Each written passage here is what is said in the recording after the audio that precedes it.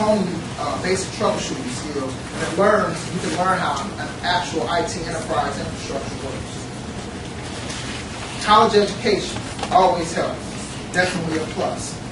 There's co-op programs here at Cincinnati State. What I like about Cincinnati State is there's a lot of hands-on learning that you do.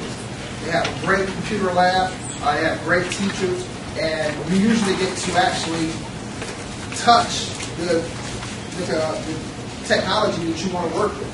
So I know that there's some teachers here at Capitol. He's a great teacher. He taught me a lot about networking, a lot about Cisco equipment and things like that. So that's one of the great things about Cincinnati State is that you do a lot of hands-on work. College education is also a must if you want to get into IT management. If you want to become one of the C's, a CIO, CCO, CSO, or an IT manager or IT director, because it gives you a business background. So you definitely need a college education in order to get one of those jobs. And also college teaches you basic analytical thinking skills, how to troubleshoot things, and how to provide solutions within an enterprise. Last but not least, passion and dedication. Learning technology is okay, unless you have the passion and dedication to move forward and to, you have to want it in order to gain it. So if you want to learn about computers, if you want to get into IT, you definitely have to put some passion and dedication into it. Because a lot of times nobody's going to hold your hand to learn it. You actually have to go out there, do some research, learn and apply some of the things that you do learn to actual environments. Be passionate in what you do.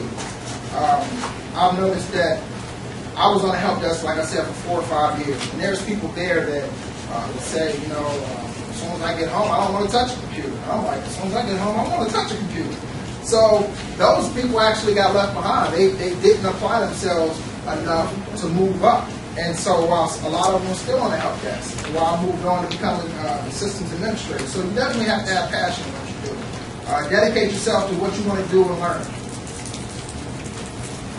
Some of the IT job salaries, this is the median across the United States. You can see some of the salaries. So, project manager, IT consultant, senior software engineering, information technology specialist, IT manager. So you can see there's some pretty high salaries in IT. So it definitely pays to get into IT. And some of the top certifications that keep workers in demand, you got VMware Certified Professional, which is virtualization, which is a big thing in IT right now. Project manager, PMP. Security is always huge in IT. So you have CISM and CISSP.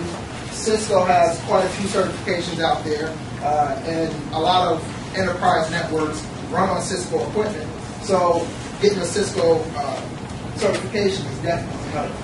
And you got Citrix Certified Administrator, you got Red Hat Certified Engineer, which is a Linux certification, Red Hat Certified Technician, which is another Linux certification, and some certified programming. That's it. You can visit us at blacksandtechnology.net. Check out our website. It's free to join. It's a total interactive online community. We have a chat room. We have forums set up. We have how-to videos set up. We'll actually show you that later on. But right now, I'm going to hand it over to Ronnie Cash. We have at least one question. I just want to, never mind, it's up there. The website. Yes. I see it. Okay. All right.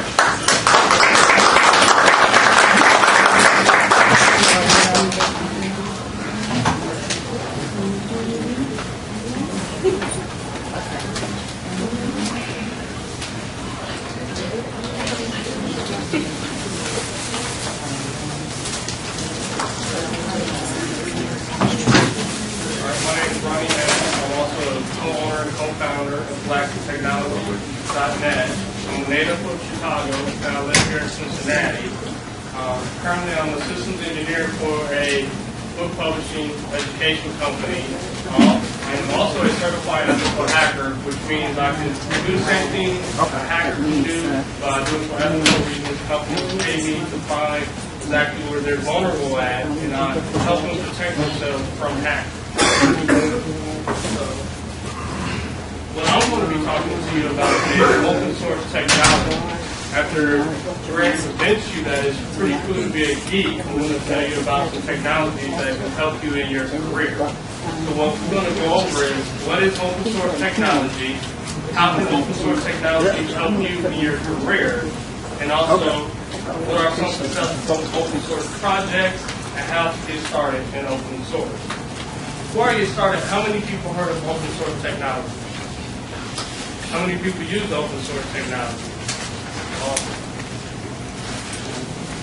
So, what is open source technology? This is again from Wikipedia. I'm not going to read all of this, but pretty much it's software that you can use for free, and they provide you the source code with it. Now, you may ask yourself, why in the world do I want the source code?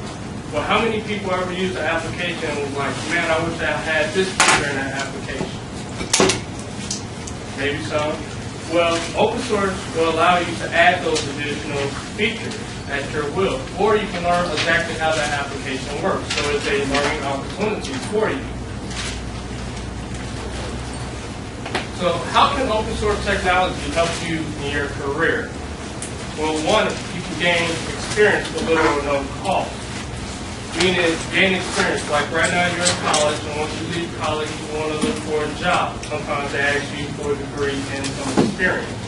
Well, open source has allowed me to join different projects to actually get some experience. Where you can go to like site sourceforge.net and join a project and get some developing experience, application testing experience. You can actually use that on your resume, such as I've done. Because a lot of companies use open source technology now, and when they see that on your resume, they see you going outside of work and doing additional work and studying.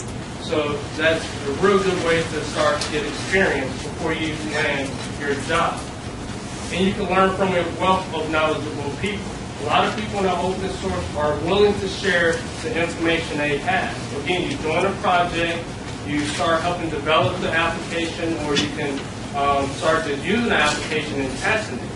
And pretty much when you get a job, sometimes people, all they want to do is go to work and come home, so it's hard to find a mentor in a job. But in the open source field, you have a wealth of people that's willing to share knowledge and help you get up to speed because they're doing something that they enjoy doing. It's a hobby for them. So it's not like you're bothering someone at work and they're just trying to get their job done. These are people that really want to help you in your career or help you learn. And it gives you a chance to start your own business. There are several ways to start your own business with open source technology. One, if you just want to start a business, there's a lot of different applications that can help you get off the ground without you spending much money. Or if you want to develop your own application, you can start your own project. What a lot of people do, they start a project, they start developing it, then they get a resource of people to help them develop this application. So it's almost like free labor. So once they help you develop this application, you can start an enterprise version of this application like many people have done. They say if you want support, you can go ahead and pay me for support, but you can use the software for free if you don't need support. So it's a lot of opportunities to start your own business and get experience. And nowadays, with the economy the way it is, companies are looking to cut costs. And when they cut costs, they look at how they can do things more better or efficient. I've been in many companies where they wasn't using open source technology, so they buy proprietary software, but when they get that proprietary software, guess what? They want those additional features. So now that they pay for an application, now they also have to pay someone else to add those features on there or work with the vendor to see if they can add those features. So they can spend millions of dollars just getting exactly what it is that they want. But if now they're looking at starting from the ground of open source software.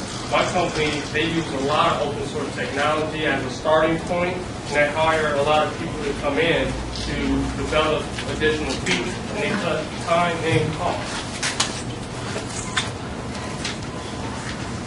So what are some successful open source projects? Well, there's one called Nagia, which pretty much is a monitoring solution that can help